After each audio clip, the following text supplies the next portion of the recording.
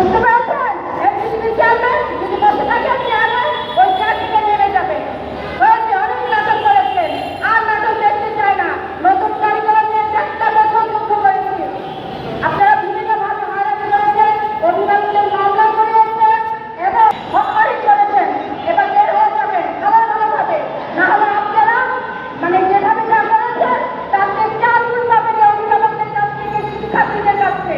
যেভাবে একটি আন্দোলনের মাধ্যমে সমস্ত কিছু আমরা স্বাধীনভাবে এই যে মুক্ত স্বাধীনভাবে আপনাদের দেশের সাথে দাঁড়িয়ে কথা বলছি, সেভাবে আবার দাঁড়াবো আপনাদের প্রতিরোধ করার জন্য, আপনাদের প্রতিরোধ করার জন্য। নতুন কারিকুলাম নির্মাণ হয়, পরীক্ষার পদ্ধতি মূল্যায়ন পদ্ধতি ফিরে আসুক, এই হচ্ছে আমার সর্বশেষ বক্তব্য।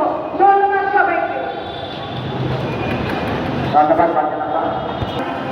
পুরাতন কারিকুলাম আনা হয় যাতে জাতি মেরুদণ্ড ধ্বংস হতে বাঁচতে পারে।